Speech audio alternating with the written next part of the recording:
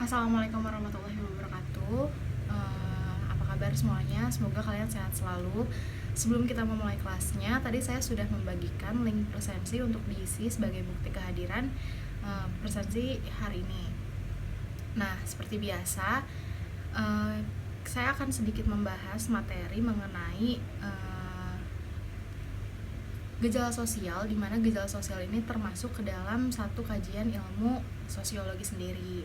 Nah, sebelum itu sebelum saya memulai kelasnya nih, sebelum saya menjelaskan definisi dari gejala sosial itu sendiri, diharapkan untuk yang bisa on cam, untuk on cam ya, karena saya ingin semuanya terlihat hadir di dalam pertemuan kali ini.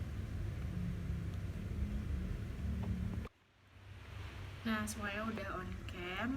Jadi, yang pertama itu ada definisi gejala sosial dari salah satu ahli ilmu sosiologi, yaitu Surjono Sukanto. Beliau mengatakan bahwa gejala sosial ini adalah ketidaksesuaian antara unsur-unsur masyarakat atau kebudayaan di mana hal ini akan membahayakan kehidupan dari kelompok masyarakat.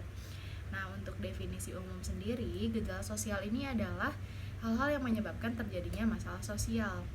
Nah, gejala sosial seringkali disamakan dengan masalah sosial, padahal keduanya berbeda.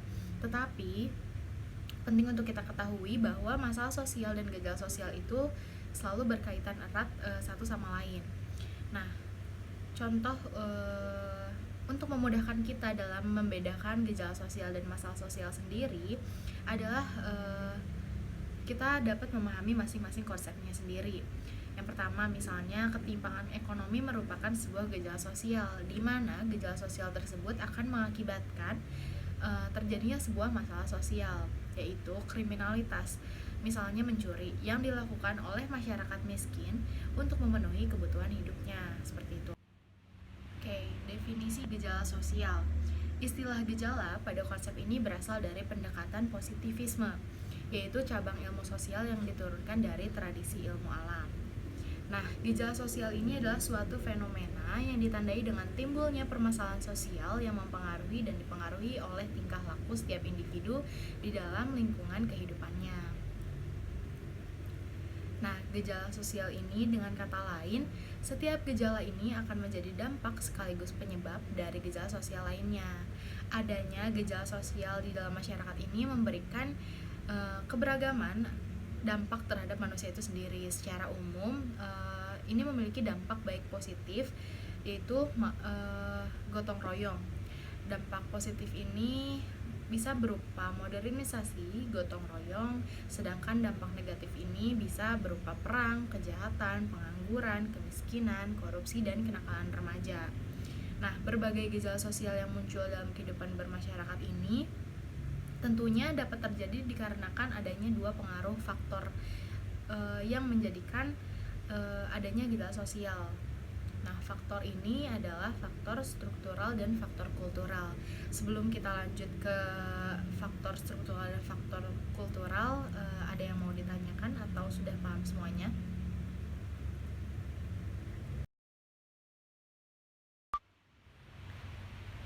Baik, sepertinya kalian sudah paham mengenai definisi gejala sosial itu sendiri. Jadi, jangan ketukar lagi ya antara gejala sosial dan masalah sosial.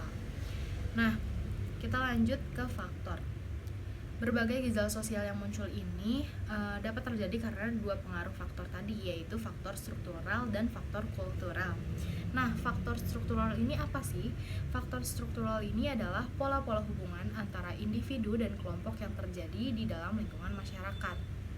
Fenomena ini terjadi dalam masyarakat yang terjadi karena faktor struktural, antara lain misalnya kemiskinan struktural, penyuluhan sosial, dan lain-lain.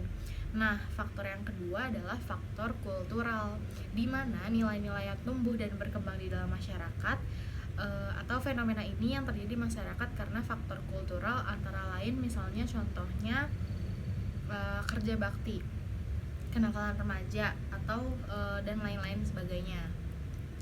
Nah, kita masuk ke dalam karakteristik gejala sosial.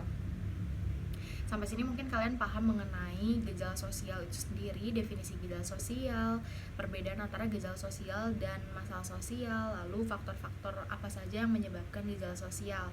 Nah, kita masuk ke karakteristik gejala sosial. Nah, apa aja sih yang termasuk ke dalam karakteristik gejala sosial itu sendiri?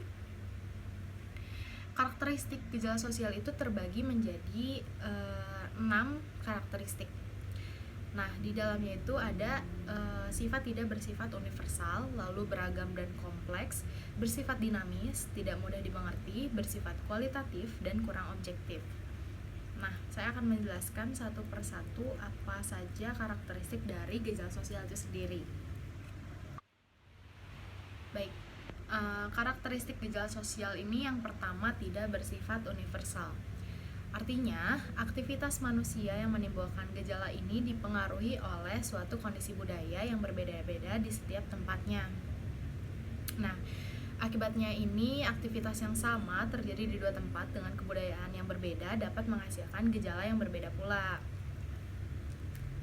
Lalu yang kedua adalah karakteristik gejala sosial yang bersifat beragam dan kompleks, di mana gejala sosial ini sangat beragam dan kompleks karena aktivitas manusia yang memunculkan gejala sosial dipengaruhi oleh beberapa faktor seperti kondisi geografis, ekonomi, dan psikologis. Nah, yang ketiga ini karakteristiknya bersifat dinamis, di mana karakteristik ini muncul karena mengacu pada perilaku masyarakat. Perilaku masyarakat ini cenderung berubah-ubah atau dinamis. Akibatnya, peristiwa ini menjadi cepat berubah, seperti misalnya pergantian mode pakaian yang terus berganti setiap tahunnya. Kalian juga pasti tahu setiap tahun itu pasti aja ada satu khas dari model kita berpakaian ya. Lalu karakteristik yang keempat itu tidak mudah dimengerti.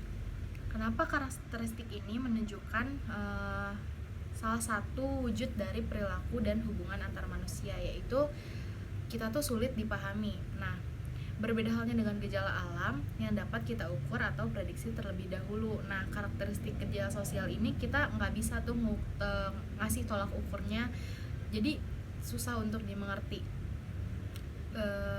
Tidak dapat kita prediksi juga kapan itu akan muncul. Nah, lalu yang kelima itu ada bersifat kualitatif. Karakteristik ini menunjukkan gejala ini tidak bisa diukur atau kuantitatif, tetapi harus dilihat dan dianalisis secara mendalam. Nah, kita harus tahu, kita harus paham juga gejala sosial itu nggak bisa kita tebak-tebak doang, dan kita nggak bisa ukur sejauh mana itu yang termasuk dari gejala sosial, tetapi kita bisa melihat dan menganalisis sendiri apa itu perilaku gejala sosial, apakah itu termasuk ke dalam perilaku gejala sosial atau tidak. Nah, yang terakhir itu ada kurang objektif, di mana pada perilaku masyarakat, jika kita tinjau dari perilaku masyarakat sendiri, gejala ini akan ikut memerhatikan pada hal yang melekat pada karakteristik setiap individunya. Misalnya kasus-kasus seperti pelacuran atau kemiskinan. Nah, itu tadi materi kita tentang gejala sosial, di mana saya sudah menjelaskan apa itu definisi dari gejala sosial itu sendiri, perbedaan gejala sosial dan masalah sosial, faktor-faktor yang menyebabkan gejala sosial, dan yang terakhir itu ada karakteristik gejala sosial. Semoga dengan pertemuan ini kalian bisa memahami, mengenal, dan paham betul gitu ya mengenai gejala sosial itu sendiri. Jika tidak ada yang ditanyakan, mungkin kita cukupkan sampai di sini, karena mungkin kalian ada kelas selanjutnya. Nah, sekian dari saya cukupkan saja. Jika ada kalian yang ingin bertanya kepada saya di luar kelas, itu boleh. Kalian bisa menghubungi saya via WhatsApp. Baik, dari saya segitu aja. Sampai ketemu di pertemuan kedua. Saya akan membahas mengenai penyimpangan sosial. Wabillahi taufiq wal hidayah. Wassalamualaikum warahmatullahi wabarakatuh. Sampai jumpa semuanya di kelas berikutnya.